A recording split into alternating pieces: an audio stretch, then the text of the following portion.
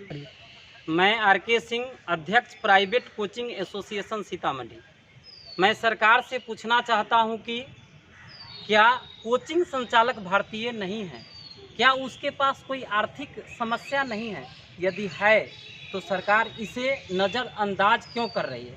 हम सरकार से यह नहीं कह रहे हैं कि वे कोचिंग खोलने दें, पर उनके आर्थिक स्थिति के बारे में विचार कर उचित आर्थिक सहायता दे, जिससे वह अपना रूम किराया और अपने परिवार का भरण पोषण कर सके। लेकिन यदि सरकार आर्थिक सहायता देने में सक्षम नहीं है तो हम लोगों को कोचिंग खोलने की अनुमति दे, अन्यथा शिक्षक सड़क पर चरणबद्ध आंदोलन को तैयार है। धन्यवाद।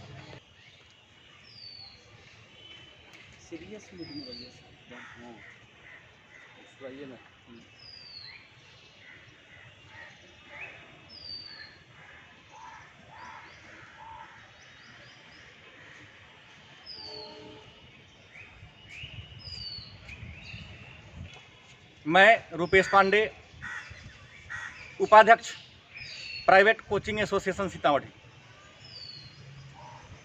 प्राइवेट कोचिंग संचालक कोविड-19 के दरमियान बेहद समस्याओं से घिरा हुआ है।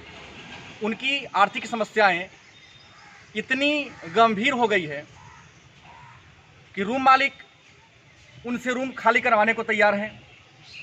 दुकानदार उधार देने को मना कर दे रहे हैं। होम ट्यूटर जो उनके बच्चों को पढ़ाते हैं, पढ़ाने नहीं आ रहे हैं, वजह आर्थिक समस्या। दूसरी ओर बिहार सरकार, भारत सरकार कोचिंग खोलने की अनुमति नहीं दे रही है। जहां सारी व्यवस्थाएं अनलॉक हो गई है, वहीं कोचिंग अभी भी लॉकडाउन के दरमियान गुजर रही है। सरकार से हम गुजारिश करते हैं कि हमें कोचिंग खोलने की अनुमति भले ही ना दे, लेकिन जो हमारी मूलभूत आवश्यकता है, जैसे भोजन, वस्त्र, आवास में जितने हमें खर्च हो रही है, हमें वह खर्च दे।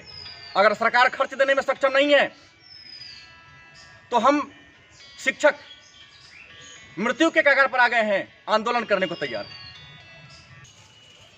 मैं मुकेश कुमार गुड्डू सरकार से चाहता हूं पूछना कि आज पूरे भारतवर्ष में जो प्राइवेट शिक्षक की स्थिति है या जो उनकी आज दुर्दशा हो रही है पिछले 4 महीने से, उस पर ध्यान दिया जाए।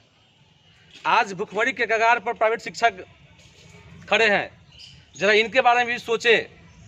आज सरकारी जो भी संस्था है, स्कूल है, कॉलेज है, मूल रूप से वे सिर्फ सर्टिफिकेट बांटने का काम करती है, लेकिन शिक्षा देने का कार्य सिर्फ प्राइवेट शिक्षक ही कर रहे हैं।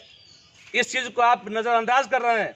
ज़रा हम लोगों पर भी आप ध्यान दीजिए और हम लोगों को इस लॉकडाउन की अवधि में जो शिक्षण पेशा से हम लोग जो कुछ अर्जन करके अपना जीवन यापन करते थे, वो सब हम लोग का बंद है। उसके लिए हमें उचित मुआवजा देने का काम करेगा। धन्यवाद। मैं Sujeet Kumar, private coaching association के सचिव। मैं सरकार से मांग करता हूं कि लॉकडाउन की अवधि में हम शिक्षक साथी जितने भी प्राइवेट कोचिंग चला रहे हैं, उनकी आर्थिक स्थिति बहुत ही दयनीय हो गई है। अतः सरकार इस ओर ध्यान दे और जो मकान मालिक है वो किराया मांग रहे हैं और रूम खाली करने के लिए वह बराबर हम लोगों को तंग कर रहे हैं। इसीलिए इस ओर ध्यान देकर जल्द से जल्द एक एडवाइजरी जारी करे सरकार, ताकि हम लोगों को की जो आर्थिक स्थिति है जो जूझ रहे हैं उससे हम न जूझें। इस ओर जल्द से जल्द सरकार ध्यान दे, यही मैं सरकार से मांग करता हूँ। मैं देवेंद्र प्रसाद, प्राइवेट कोचिंग एसोसिएशन संघ के सदस्य, सरकार से मांग करता हूँ जब मंदिर मस्जिद जहाँ भीड़ रहती है वहाँ अनलॉक हो गया है और कोचिंग को क्या, जहाँ बच्चे की भविष्य का सवाल है उसको क्यों लॉक किया गया। हम लोग आर्थिक समस्या से जूझ रहे हैं। इस पर सरकार जो है जल्द से जल्द ध्यान देने का कष्ट किया। मैं Santosh Kumar, private coaching association के मेंबर। मैं सरकार से पूछना चाहता हूं कि आज अनलॉक की स्थिति में कोर्ट कचहरी में जाकर भीड़ देखे, वहां पर जितनी भीड़ है वो भीड़ में क्या वहां पे पालन किया जा रहा है? लॉकडाउन को जो तो सरकार नियम बनाकर जो खोले हैं, क्या उसका पालन हो रहा है? वहाँ जाकर देखें, हमने भी वहाँ गए, हम भी जाकर वहाँ देखे हैं, कोई लॉकडाउन का पालन वहाँ नहीं हो रहा है। लेकिन सरकार से हम ये निवेदन करते हैं कि हमें क्लास खोलने की अनुमति दे, और वहाँ पर अगर लॉकडाउन नहीं होती है तब कोई जाकर स्टेप ले। हम लोग जो सरकार का एडवाइजरी आती है पूरे हम उस नियम और कानून को पालन करेंगे, क्योंकि हम लोग भी पढ़े लिखे हैं। इतना ऐसे नहीं है कि हम लोग विदाउट पढ़े लिखे टीचिंग पेशा से जुड़ चुके हैं। इसीलिए सरकार से निवेदन यह है कि सरकार हमें क्लास खोलने की अनुमति दिया जाए और कुछ नियम और कानून शर्त लगाकर ही खोलने के लिए दिया जाए, ताकि हम लोग को जो बेरोजगारी है, हम लोग को जो मतलब दिन प्रतिदिन रूम रेंट के लिए जहाँ रहते वहाँ का रूम रेंट, जहाँ कोचिंग का रूम रेंट, इस सब के लिए जो प्रॉब्लम के लिए हम लोग को बार बार कहा जा रहा है, उससे हम लोग को छुटकारा मिल सके। Thank you. मैं राठौर सर, सीतामढ़ी। अभी टीचर लोगों की स्थिति ये हो गई है जैसे कि उनकी जो खाना बनने का साजो सामान है सारा के सारा जो है ख़त्म हो गया है।